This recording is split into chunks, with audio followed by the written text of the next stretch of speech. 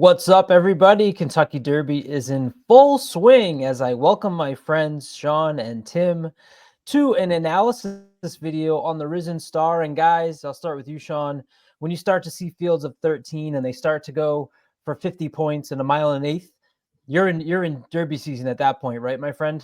Oh, the blood is flowing. We're ready. The big preps are coming up, the 25, 50 pointers.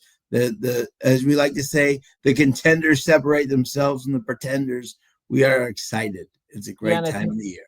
I think, Tim, with the Risen Star here, you kind of, when you get these bigger fields, you do have contenders and pretenders, and it's an opportunity to see some of the big names, and excited to see them come back, like Jonathan's Way and East Avenue, who I haven't seen this year as a 3-year-old. And then you got some horses that kind of just throw their names in the hat, in my opinion, and see, maybe we've got something, let's take a shot. Horses that maybe have been running on the turf or the synthetic and are suddenly running on the dirt. But this race, as of last year, presented Sierra Leone. So those contenders are legit, right, Tim, in this type of field? Yeah, they really are. So the 50-point races clearly bring out the contenders for sure. And the thing is, you got to remember, over the last couple of years, it's about 40 points that get you into the Kentucky Derby. So when they know when these 50 pointers come out that the competition gets stiff, but that also brings out the pretenders because these people know that they have horses that they think maybe stand an outside chance that if things just go their way, maybe they get a win. And a win in a race like this, it's win and you're in. Exactly. And, we'll start with the horse I wanted to talk about. We'll go give you a little good sense of all the horses here. We know where Tim's going to go from all the East Avenue talk we have to deal with in the chat with him. And I want to talk about my horse first here, number 9, Built. This horse is a grinder. I love the pedigree. I know you were a little down on this performance in the little comp. It was over the sloppy track. I think there's something to say about that. But what you just said, Built has 20 points. They were not planning on running him here. And when you hear that, when I hear Sean say that, I go, oh, okay, then they're bringing him here for a reason. Well, for me, it might not necessarily be the reason to come in here and win. To me, it's the point of, they think they have a Derby horse. They don't want to just rely on the Louisiana Derby and hope that they get enough points to get in. I think you come into this race, they said he's working out great. It's obvious that when they said he wasn't going to run here, now he is. There's something to look into that, Sean. But is it built here just to gather maybe 10 points and get himself into the starting gate for the Derby? Or do you think he's got a big shot in here? Yeah, I'm one of those guys. The more and more I watched that last race, right? They were about 2.5 seconds slow. Now it was in the mud, so let's give him a little bit of a cushion there. I mean, he was in the slop, and when he ran last on the dirt, he got a 92 Beyer. I mean, in the fast dirt. I mean, so obviously you have to give him. He's got one of the highest Beyers in here. So, do I think he could actually? He could bounce back, absolutely. So I do think he's a legit contender in here. However, I must say I was a little disappointed in that last race. They're like 2.5 seconds slower than the groups and the girls on the other side. So to me, this was he had everything his own way, and but then again, it's a sloppy track, new stuff, and did still make a good account of himself. So. I wouldn't, by no means would I throw him out. He's definitely a contender. Yeah, he's gets the jump on him here, which was disco time, passing him here at the wire. He's going to catch up for first right there, 13, and then gets caught. Everyone in this race thought that the 13 post was death for Built. He overcame that, and it's a sloppy track. I think you can probably maybe draw a line through it. I just love the way this horse finishes races. He's not going to go away. And when you get to a mile and an eighth, that's the type of horse that I'm interested in. Tim, you did a lot of work. Your eyes are bowling over because you got a snow day tomorrow. You said you came through with some big stats, and you said, I want to maybe look at that Lecomte race. Was Built the one you were going to bring up from that Lecomte replay? It's not. So we'll talk about that a little bit later on. But here's the thing. You guys know I'm not down on Built, but I've not seen the eye-popping performance come out of him yet. And the thing about him in that last race is, as Sean mentioned, the time was a little bit slow, and he had the perfect trip. And if you look at the stretch run, not only did he have the perfect trip, but he had inside position over Disco Time coming to the outside. Disco Time had to go extremely wide and just ran him down.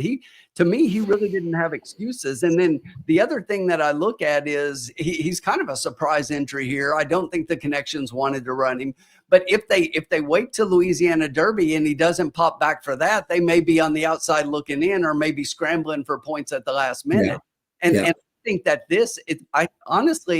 I'm not sure it's just, okay, we think we'll get our points here and we're fine. I'm like, we're going to go ahead and try again now to make sure that we've got something again that we can go for if we don't get points here.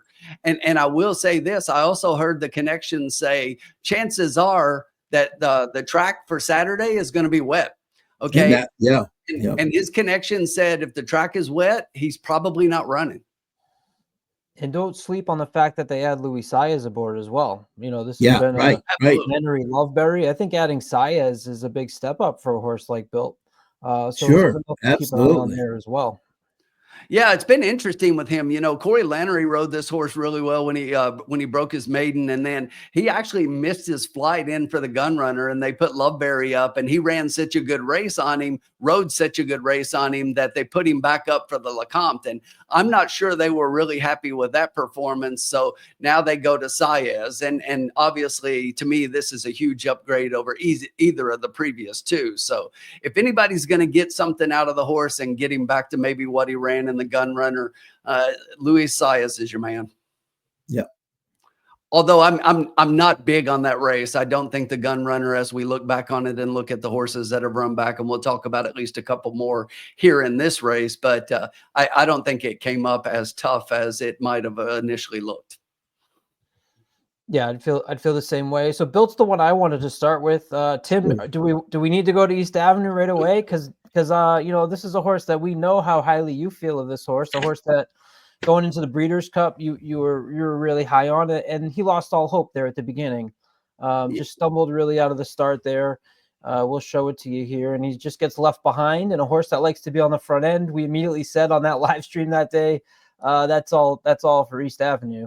Yeah, and he was the one ho there. And if you want to run that back one more time, I mean, he completely goes to his knees. And if you look right here, so he'll go to his knees, and then after that, I think Tyler kind of feels him and sees what he thinks he's got there. And to me, Tyler didn't like where he was at, and I think he just let him run around the track easy. Tyler totally said as soon as that happened, he just let him run around the track. Yeah, he wasn't going to push him. He's never racing there. He's just running around the track chasing horses. Yeah. So I'm willing to draw a line through that. And if you draw a line through that, you're left with nothing but two of the best races in this field. And to me, as you guys know, I was really high on this horse after his first two races. I got to see him early on. Saw him at Ellis, saw him at Keeneland. This horse to me is a monster, because I thought even as a 2-year-old early on when he was running in August and then again in October, I thought physically he looked the part and he looked better. He did not look like a 2-year-old running late in the 2-year-old season to me.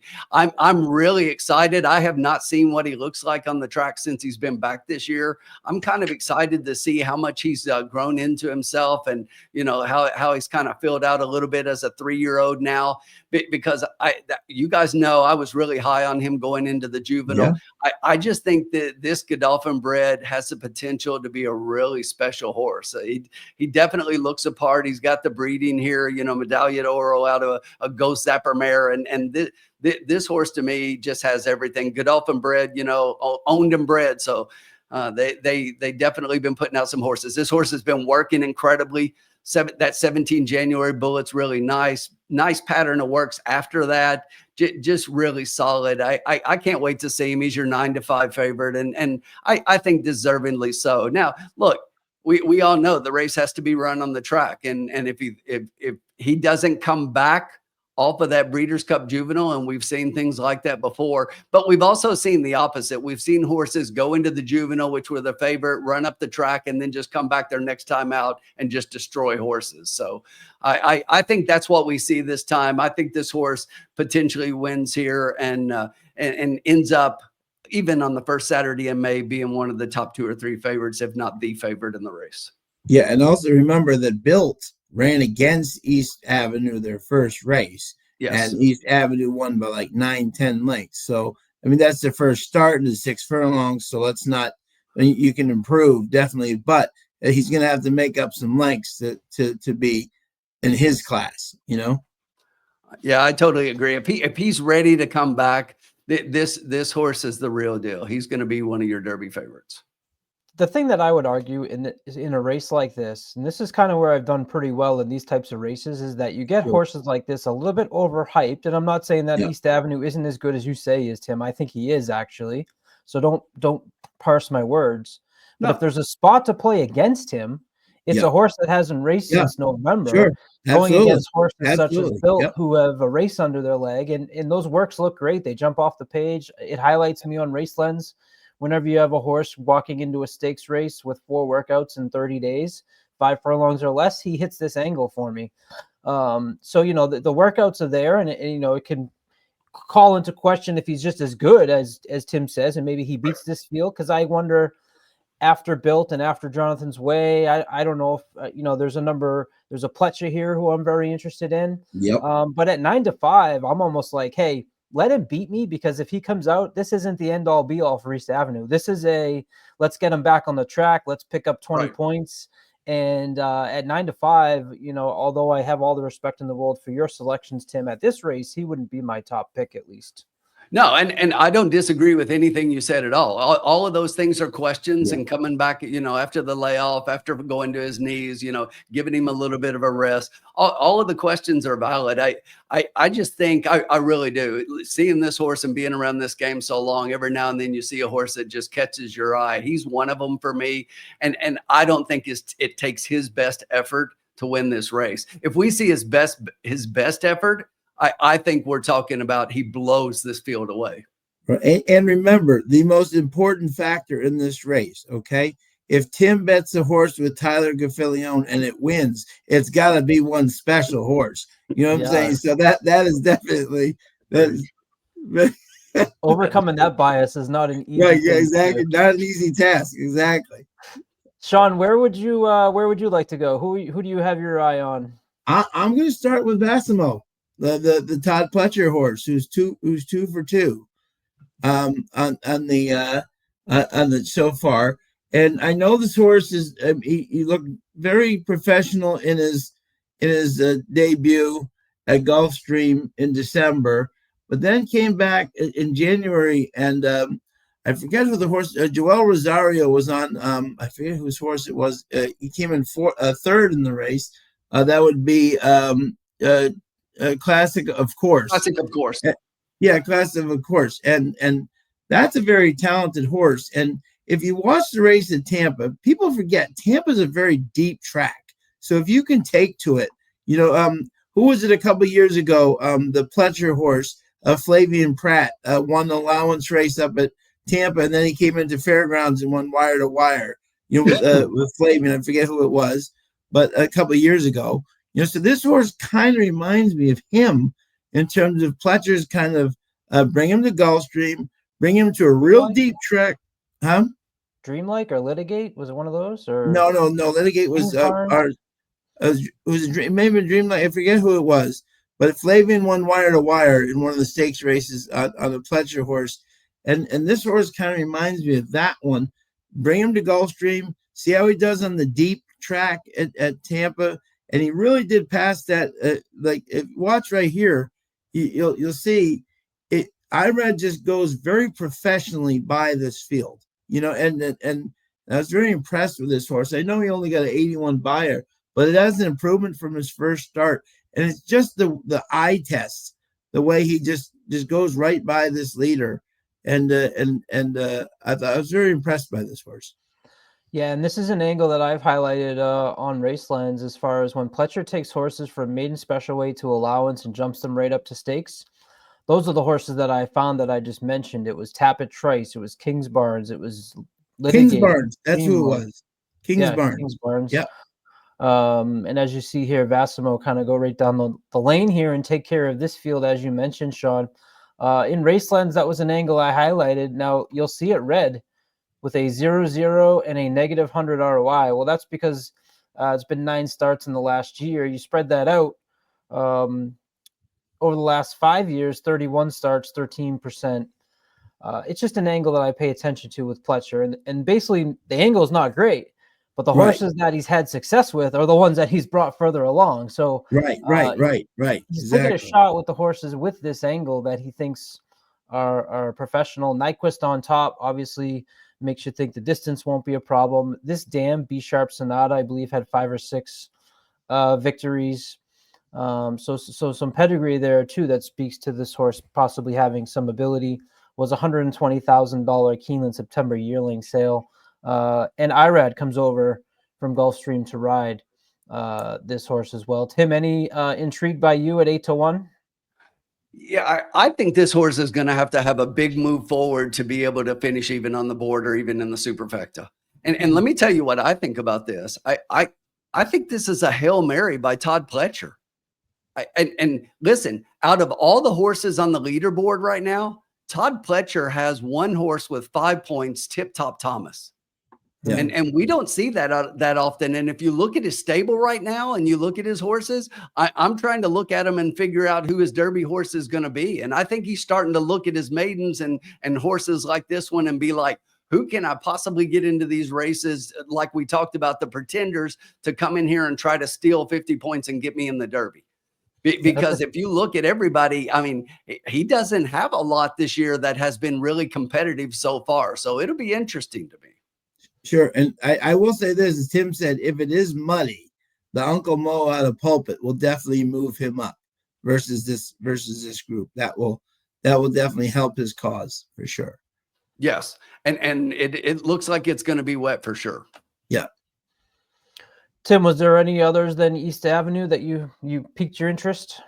Yeah, I think we have to look at Jonathan's Way, right? Here's another one that's been off since November. This one ran in the juvenile and actually did come back and run one more time at Churchill before going on the shelf, and now coming back. But this is another horse who I was there the day that he won the Iroquois.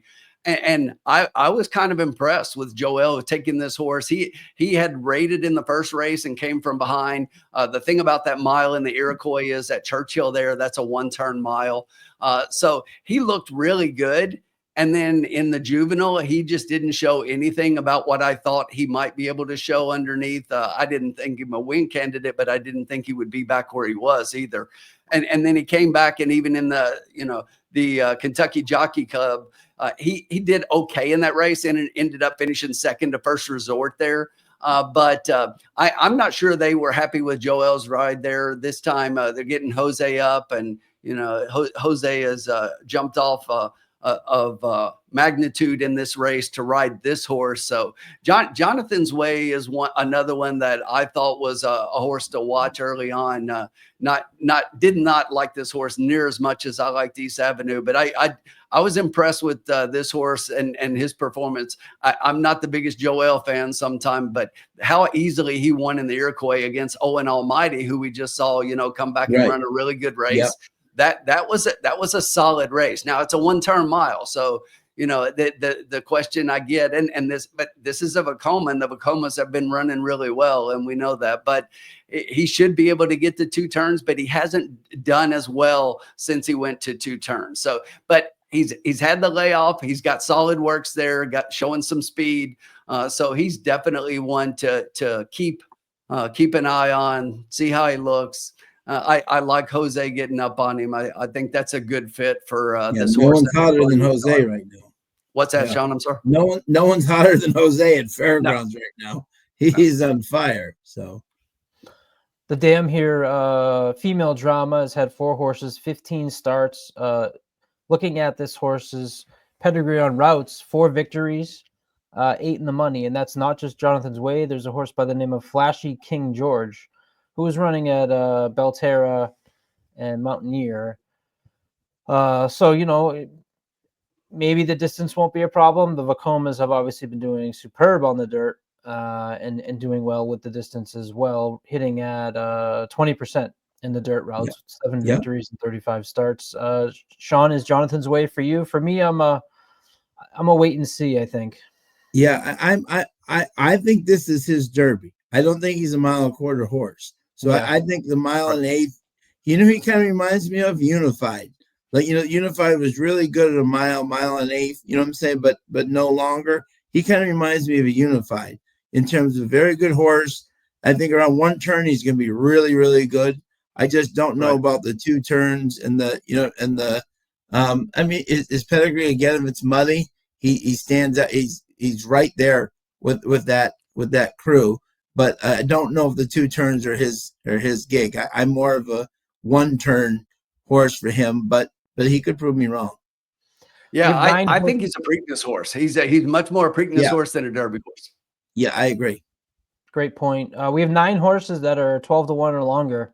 So we've talked about some of the big names that we know, and these are kind of those maybe the pretenders I talk about, where people are maybe throwing their horse in the ring to see what they have. You have a couple horses switching surfaces.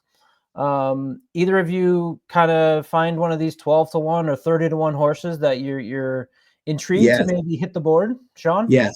Yeah. Septarian. Especially if it's wet. This horse moves up huge if it's wet. I know he came in 3rd. Now, let me preface this, okay? Guns Loaded had an easy lead in 47 and almost turned it over. Treaty of Rome looked so bad yesterday Saturday at Tampa Bay. So this race is not coming back like big at all. Guns Loaded is not going to be a Derby horse, and Treaty of Rome really ran just very don't want to say questionable, but a disappointing race up at Tampa Bay yesterday. I thought he was going to run a big race. So that race isn't coming out. However, out of Protonico, out of Amadeus Wolf and Amadeus Melody, that's huge in terms of the wet. I don't know if he's not a Derby horse. I don't think he's a 1.25 miles, but this horse, that just screams wet to me. So if this race is maybe if you're looking for like an up, and Flavian comes in to ride for Chad. So Flavian doesn't just come for ice cream. So if he's here to ride in this race, you got to think he's got a chance. And then if it's muddy, he steps way up, in my opinion. Fast Track, I don't think he's good enough. Muddy, he's right there. Yeah, how about you, Tim? Any long shots you've honed in on? Yeah, so really quickly, before I talk about my long shot, let me talk about Septarian, because Sean and I rarely disagree, but I could not disagree more about Septarian. I do agree that I think if he's wet, he moves forward. But here's the thing about Septarian is the Mucho Macho Man, they should call that the Poco Macho Man this year. It's a lot more Poco than Mucho. It's terrible. Because if you look at Guns Loaded and Treaty of Rome, they both come back in preps, and they've been beaten by a combined 70 links. Right. Yeah, right. 33 and 37 links. 70 links. Yeah, okay. Terrible. So that's a big fade for me. People are going to look at this. I think people are going to look at the first, the third, and the Mucho Macho, Guns Loaded and Treaty of Rome being another preps. But the workouts look okay. But I'm completely fading this horse. Look, it's Chad Brown and Flavian Pratt. You guys know that I love this combination. I love Pratt a lot. The blinkers on angle for Chad really does well, but he's got to have the horse to do it. The angle is 30%, which is a high number, but it also means he misses 70% of the time. And I think this is one of the 70. I really do. I'm a huge fade on this based on the Poco Macho Man this year.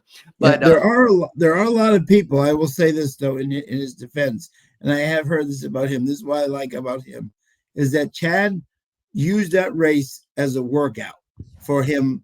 It was a 1-turn race. He thinks this horse will be much better around 2 turns. So perhaps the 2 horses that were in the lead were really trying to win that 1-turn race, where this wasn't really his goal. That race was just kind of the comeback race. I'm saying, so if you do believe that, I agree with Tim. He's got to step way up to be in this group. But if you do believe them, the fact that Chad's always thought he's been a 2-turn horse, not a 1-turn horse, then we'll see if that does come to fruition. And for Flavian to show up, I don't think he just shows up to ride around in a circle. So he has to see something in this horse he likes. I don't disagree that he could definitely move forward as a 2-turn. If it's muddy, I don't like him fast, but if it's muddy, he moves way up. So here's mine for you. I'm going to go to the outside and Magnitude. Magnitude for Steve Asmussen getting Ben Curtis up. I'll talk about that. But here's the thing. This is Steve Asmussen for Winchell Thoroughbreds. Okay. They've only won 3 of these races. They've won 3 Risen Stars together. Okay. Yeah. So you never want to count them out. Last time was 3 years ago with Epicenter. You know, they won with Gunrunner. They won with Pyro. So this is a combination that you cannot minimize. Now, Jose gets off this horse, and that opens up the opportunity for Ben Curtis to pick up the ride here. But you know, this is a hunch play on a horse that has some decent races here. When you look back to, if you looked at that Gunrunner, this is the horse that finished second in that race. When you go back and look at some of the horses that this horse has run against, I think this horse has a potential to move forward. Steve can definitely move his horses forward late in some of these preps. We've seen it before, but he knows how to win this race, guys. He's won it 3 times. And you can never throw out Asmussen and Winchell Thoroughbreds when it comes to the Risen Star. Yeah, my concern was the post, really. I mean, absolutely. That's one thing that to me, that was it. That's in my comments. It said the post is the biggest concern. And he looks so bad in the mud that if it's muddy again, I don't know if, I mean, he's going to really have to improve off that last effort in the mud if it's muddy again. Well, I disagree a little bit, Sean, because here's the thing, that was the slop, and that was why I asked you to pull up the Lecomte. You wanna pull that up and they're Colin, and go ahead and hit right before they hit the stretch. So he was in traffic on the backstretch here about mid-pack, and he was like between horses. He had horses in front of him here, and here's the thing: he just kept moving forward. So if you look at him here, Yellow Saddlecloth, he's the number 4 horse in here. So you see him with the white cap right there, about in 5th place, starting to move between horses here. He gonna kind of come outside right here, and you're gonna see he's trying to find a place between horses and has to dip out again and all the way out. But here's the thing: you got to remember, this is a 1 1/16 race, and now he's stretching out to the 1 1/8. And watch him right here. He does close well and gallop out in this race. And I think that the 1 1/8 is going to be a move forward. You can see him all the way on the outside here. So he's passing tiring horses, but right up front, I mean, he's behind those horses, and he does continue to go around that corner right there. It doesn't show it there. But if you look, he's still going right here,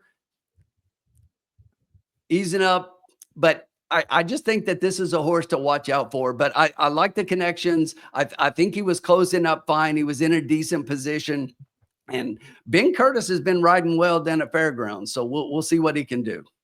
Yeah. I'll go to the rail for a horse that I really had some hope in the Southwest, and it just wasn't his day as far as the long shot's concerned.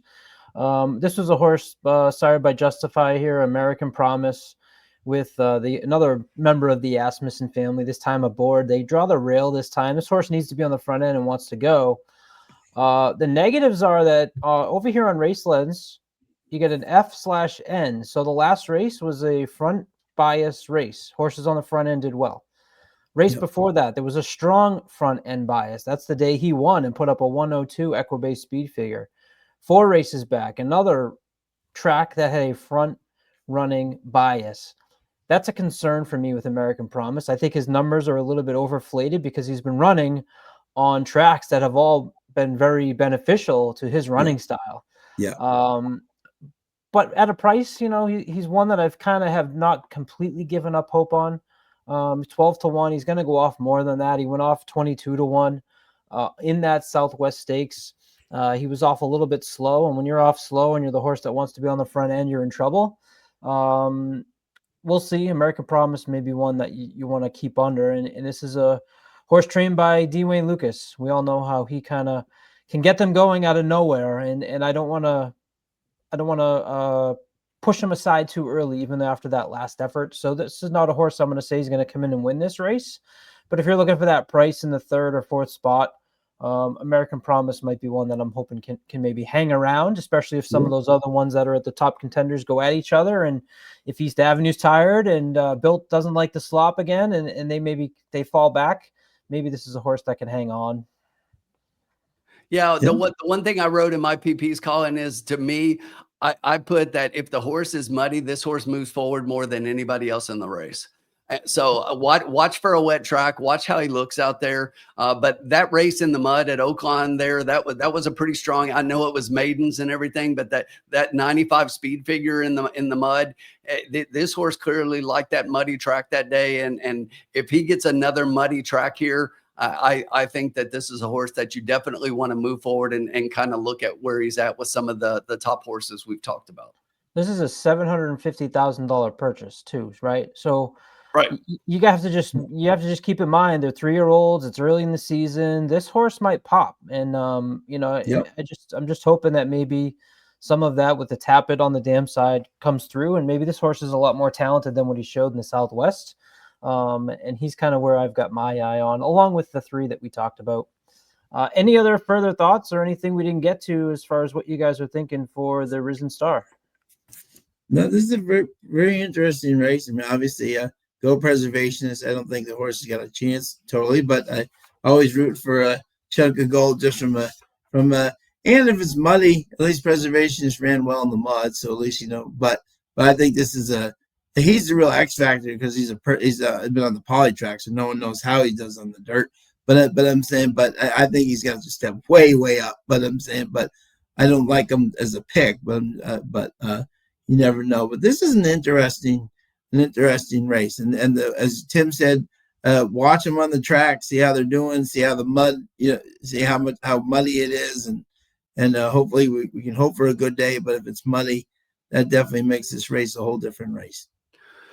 Yeah, I think we've covered all the win candidates for sure. The one horse I would mention, I've been on this horse a couple of times and he's let me down, but I can make an excuse for him each time. And I think he's one that I'm still going to probably include in my vertical plays in exactas and tries, more tries. I don't know that he's even an exacta play, but that's Render Judgment. Yeah, he's had an excuse a couple of times, and if you go back and look at he's another one who completely went to his knees in the last race. And if he's got to move forward, right? His numbers are not there, but he went to his knees and finished third to a horse that everybody loves and built. So I mean, but that's why once again when I look at that race, I've got the gun runner rated low, so that's the race it was, and he's just more a sentimental pick as much as anything. I've been on this horse, but he's let me down too many times.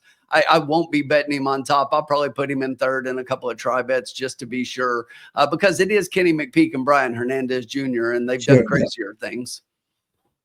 Yeah, I'd say don't sleep on Giacoso just because you see the turf. This horse is sired by Not This Time, a sire who's done really well in the dirt routes too. So we don't want to just throw everyone at the viewers here and say then we're right after a few years. No, right. No. Just some thoughts for folks to include in their handicapping. You might see turf right there on the PPs and say, oh, he's not. I think we covered the major players. Yeah. But that's it. So stay tuned to the channel. These guys will be with you live on Thursday night for the Cocktail Lounge, and you can get even more thoughts as we get the weather in view. Hunker down for all those of you getting storms over the next couple of days. Tim tomorrow and Sean and I the day after as it makes its way across the East Coast. It's Derby season. Don't forget Sunday we have the Sunland Derby too, a race that kind of gets overlooked. Absolutely, yeah. And you want to pay attention to that as well. The one day we pay attention out there. So I'm Colin. He's Sean. He's Tim. Like and subscribe. Till next time. Good luck, everybody. See you. See you guys.